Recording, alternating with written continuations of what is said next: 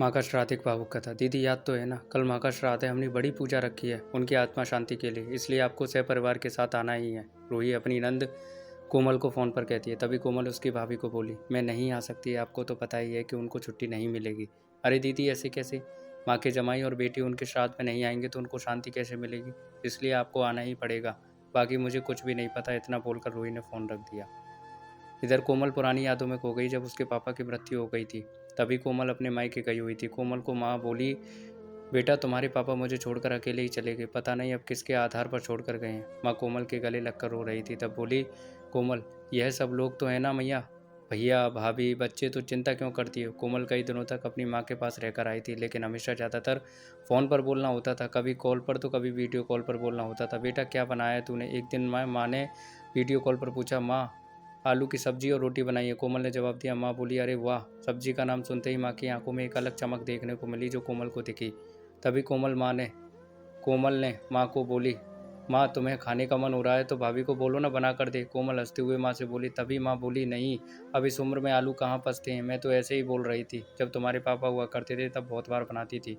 भाभी का तो नाम लेते ही जैसे माँ की आंखों की चमक गायब सी हो गई थी। माँ ने कॉल रख दिया। माँ को क्या हो गया, ऐसे क्यों बोल रही थी, सब वहाँ पर ठीक तो होगा ना। कोमल अपने आप से बातें कर रही थी। ऐसे बहुत बार खाने की बातों पर बातचीत होने पर माँ की आंखों का भाव बदल जाता, लेकिन ऐसा क्यों था वो समझ नहीं पाई। लेकिन इसके पीछे का राज उसके समझ में आया जब वह छुट्टियों में 2 दिन के लिए मायके गई थी। एक दिन कोमल माँ के कमरे में माँ के साथ गपशप कर रही थी। तभी दीदी खाना खाने चलो। रूही माँ के कमरे में आकर कोमल को बोली, चलो माँ तुम भी खाना खा लो। कोमल उठते हुए बोली, अरे दीदी नहीं, माँ को क्यों तकलीफ देना, वह यहीं पर खाना खा लेगी, आप चलो। रूही बोली, लेकिन भाभी, लेकिन बेकिंग कुछ नहीं। दीदी आप चलो, माँ के घुटनों में दर्द होता है इसलिए माँ के कमरे में ही खाना खाती हैं।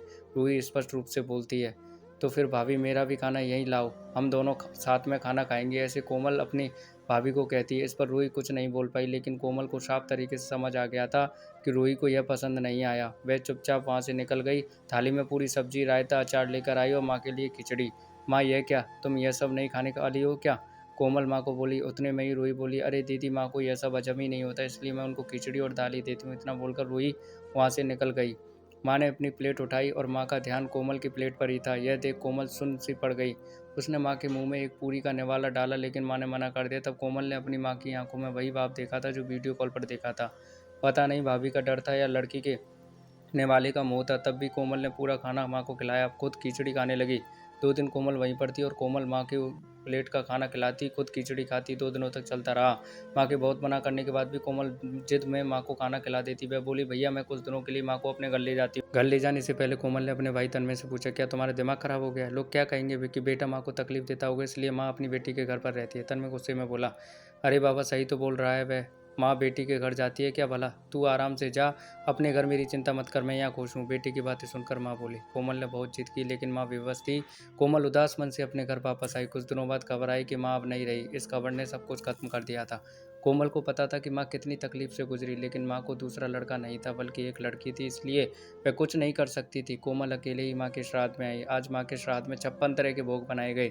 सब लोग मजे से खा रहे थे। लोगों ने रूही और तन्मय की वाहवाही करने में कोई कसर नहीं छोड़ी। दुनिया में सबसे अच्छा बेटा और सबसे अच्छी बहू कह रहे थे उन्हें। माँ के गुजर जाने के बाद इतना विचार कर रहे थे, तो माँ जिंदा थी तब उनकी सेवा की होगी दोनों ने। कोमल दुखी होकर माँ की तस्वीर की तरफ देख रही थी। तभी दीदी चलो आप भी खाना खा लीजिए, रूही कोमल को बोली, जो माँ के रूप में माँ की तस्वीर सीने से लगाकर रो रही थी। वह बोली, नहीं भाभी मुझे नहीं खाना। लेकिन क्यों, आप नहीं खाना खाओगे तो माँ की आत्मा को शांति कैसे मिलेगी। रूही कोमल को बोली, भाभी जिस खाने के लिए मेरी माँ तब जिंदा थी तब तरसती थी, उसे मरने के बाद दे रहे हो तो वो कैसे तृप्त होगी। सोच कर देखो एक बार, आज आपने पकवानों का ढेर लगाया, माँ जिंदा थी तब आपने उनकी मनपसंद खाने के 2 निवाले खिलाए होते तो माँ वैसे भी तृप्त हो चुकी हो। वही माँ का असल में श्राद्ध कहलाता है। यह जो भी हो रहा है वह एक दिखावा है, इसकी वजह से माँ कैसे तृप्त हो पाएगी, और जो घर से मेरी माँ अतृप्त होकर चली गई वह घर से मैं कैसे खाना खा सकती हूँ भला। कोमल चिढ़कर रूही से बोली। तभी वहाँ पर तन्मय भी आ गया। भगवान की लाठी में आवाज़ नहीं होती भैया भाभी, वो जब भी किसी पर पड़ती है ना तब जख्म बहुत गहराई तक और ना भरने वाली होती हैं। आप भी 2 बच्चों के माता पिता हो, लेकिन मैं भगवान से दुआ करूंगी